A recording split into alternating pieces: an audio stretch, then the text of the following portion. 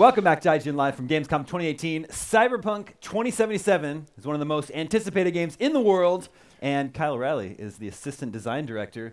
Welcome to the IGN stage. Associate design director. Associate design director. Apologies. Cyberpunk 2077, you guys had your big reveal at E3 a couple months ago. Really got everybody excited. Your big reveal trailer that you showed. And then you had a behind closed doors demo that everybody was talking about. And I think you guys have updated that a little bit for Gamescom this week, is that right? Yes, so we've obviously we were working on the E3 demo for a long time, and then we wanted to bring something new to Gamescom, or slightly like something fresh for people who are at Gamescom to kind of see some new content, basically. So we've done a few alterations to the E3 demo, both like narratively and a few gameplay specifics. So yeah, we can talk a bit about that if you want. Yeah, very cool. Yeah, this is the debut trailer from E3, of course. Yeah. And I think we in a minute we'll see some concept art, sort of that you guys were working on before the trailer was finalized. Yeah, exactly. Right? Yeah. I mean, obviously Cyberpunk as a genre is kind of it's not something that's been worked on an awful lot, and for us as a studio, obviously we've been working primarily on Witcher, which is kind of more like a dark fantasy kind of genre. So when we were obviously conceptualizing Cyberpunk as a world and kind of the tone of it and how it feels, and thinking about how we can then like explain or show that to people in the trailer, obviously part of that process was us designing and coming up with concept arts that kind of allow us to sell that idea. So yeah, the concept arts that you can kind of see on the screen, they're really there to, so yeah, for example, so this one is more like focused on what we call like a combat cab, for example, which is it's not something you'd get in the real world. This is something that's specifically something that you would only find in a dystopian environment. So you have a taxi firm which specializes in basically getting people from one position to another safely. Okay, so that's what kind of we're representing here. And obviously we have like highly augmented mercenary type characters. So yeah, the whole premise of us using concept art is really for us internally in the studio to also help us explain to people on staff, like, okay, you've never worked on. We've never worked on a Cyberpunk game before, so this is something that to help kind of explain to them and show to them, like, this is how it should feel. I mean, even internally right now, it's still for us working on the game. Cyberpunk it can go too sci-fi. It can be too high sci-fi and so we have to we use the artists and the lore to kind of help ground us and kind of make sure that all the mechanics we're coming up with don't feel too over the top. They can still feel believable. So. Yeah, and obviously as well we have the world building and stuff like that we need to cover. So, how difficult was it to sort of shift gears for CD Projekt Red, from working on dark fantasy to this whole different genre and setting? I mean, I think it's been it was pretty a learning process for sure. I mean, we worked on Witcher for a long time. It's like since the studio basically was formed, we've been working on the Witcher franchise. So obviously switching the switch and kind of making people think, okay, so this is no longer a world where there's like monsters and stuff like that. And it's more about how kind of putting pressure on the world and the player in this dystopian environment, and kind of selling that and through all the different mechanics and the story and the art, and kind of switching that switch it's been quite difficult. And like I said, that's why for us kind of having this concept art and having the studio work on this kind of reveal trailer, I think internally as well for us it helped us build that knowledge at base up. So. If we can actually bring up that last piece of concept art one more time, I think that's a scene that I recognized from the trailer. Yeah, exactly. Yeah. And isn't this the character in the center? Isn't this an important character? In the game? I mean, actually, the character that's in the center here isn't the character which we had in the actual trailer. Okay. In the actual trailer, it's one of the characters from the demo, just Jackie. So it's one of the core characters. Right. But really here we're kind of again, it's like going from Witcher 3, where we had Novigrad, and we were kind of building we had like a city-based area, but taking that and then scaling it up to Night City is for us is not technologically challenging, but also just in terms of like, okay, how dense should it feel? Like how many different types of people should be walking around? And we have the different districts, which should all feel very unique. So again, this is us kind of laying down the groundwork of us establishing how tonally this world should feel, because and the other thing is, again, you can see here even it's daylight, and we talked a bit about it when we were talking at E3 about how Cyberpunk and Cyberpunk 27 specifically, we have like a day-night cycle, so we need to kind of create the mood and atmosphere of like a cyberpunk world, but not just using a nighttime. So Yeah, I imagine this is a much more crowded game than The Witcher, right? Yeah, I mean, we've basically greatly enhanced our crowd and community tech from that of Witcher 3. So we have way more pedestrians and kind of civilians and gang members and corpos all kind of roaming through the streets. They all kind of like have their own unique, like based on their like background and who they are. They'll walk differently. They hold different items. They kind of interact with the world differently.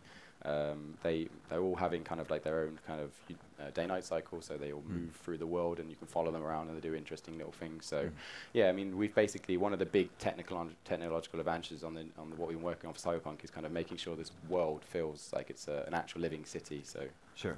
And I think there's one more piece of concept art we can bring up here. But along with the day-night cycle, there's also a weather system. Is that right? Yeah. So like very much like in Witcher 3, we're going to have full weather systems. So day, night, we'll have rain. It really helps set the tone and the mood in certain scenes. So with certain quests, we'll kind of like, I never kind of force it on you that you have to play it at a certain time, but the structure of the quest will kind of move you through the environment and through those and through the world at certain specific, like either if it's day or night, if it's raining, so that from a narrative and world building perspective, and tonally we can make it feel correct. And this concept here is kind of tying into the whole Netrunner playstyle that we have in the game. So jacking yourself into the network, and then being able to manipulate devices and NPCs from afar. So in this concept, someone's kind of like assassinating someone from using their Netrunner chair, and this is something that we want to. Obviously, it's a power fantasy. I think of the cyberpunk genre is to be able to kind of play as this Netrunner character and be able to jack in to a network, manipulate device inside that network. So that's kind of one of the core gameplay pillars that we have as well. So. Yeah, you mentioned Netrunner. There's also Techie and Solo that are kind of like classes, but you don't just select them at the beginning of the game, right? It's a completely fluid class system. I mean, the way that we kind of are building playstyle, we call them playstyles internally. It's kind of like how, as a player, I want to play the game, right?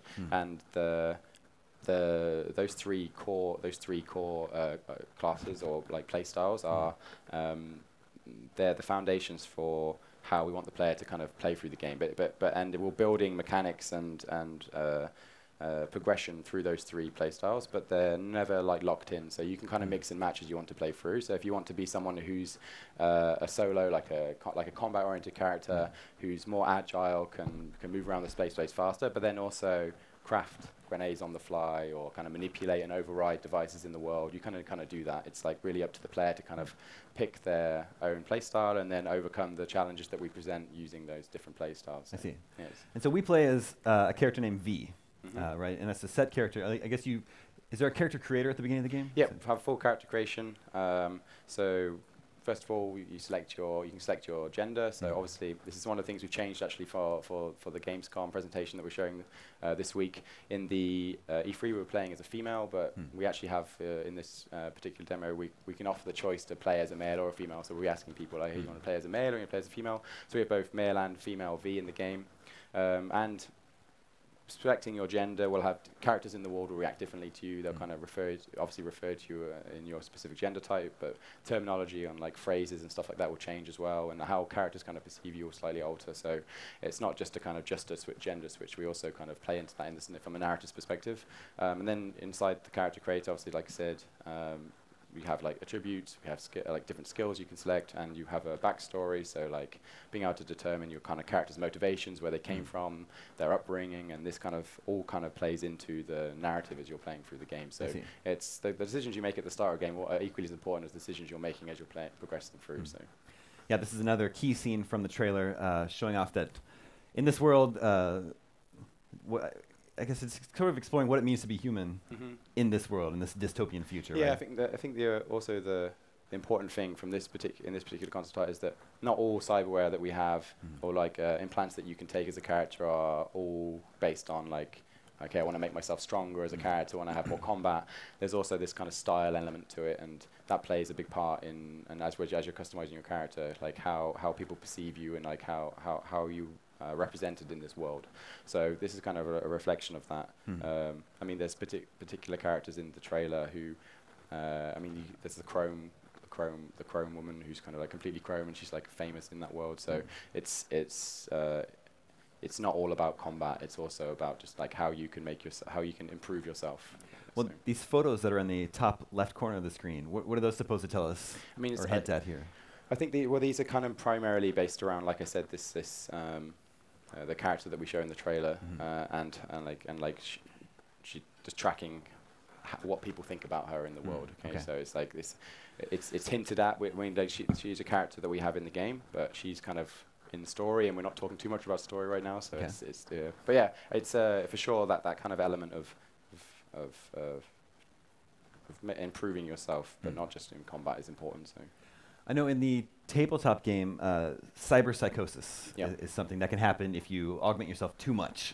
Have you included that in your game? We have it in the for sure. It's there represented from a narrative perspective. We're not talking too much about how or if we're going to incorporate it in gameplay, just because it's from a gameplay perspective, it's cool, but it has like complications on progression and stuff like that. But for sure, we do want to represent that as a tonal element as part of this world. So like, if you as a person are augmenting yourself to crazy amounts, it will have some kind of detriment. And like, there is actually a scene in the E3 demo where we showcase like a cyber psycho who's kind of gone on a killing rampage, and there's people investigating it and stuff like that. So it has a big impact on the world building and how you experience the world. It's clearly there. So.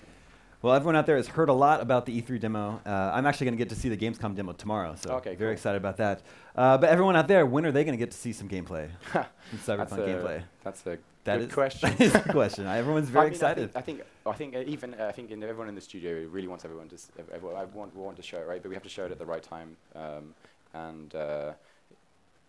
I can't say too much about it. Basically, it's difficult to say. I mean, I want everybody to see it as well. But yeah, we can't talk too much about that. Just know everyone out there is very excited. Yeah. I'm excited. I'm excited about people being excited. Kyle, thank you so much for coming by the IGN stage. Cyberpunk 2077 continues to look awesome. Okay, thank you very much for having me. Stay tuned, more to come from IGN Live from Gamescom right after this.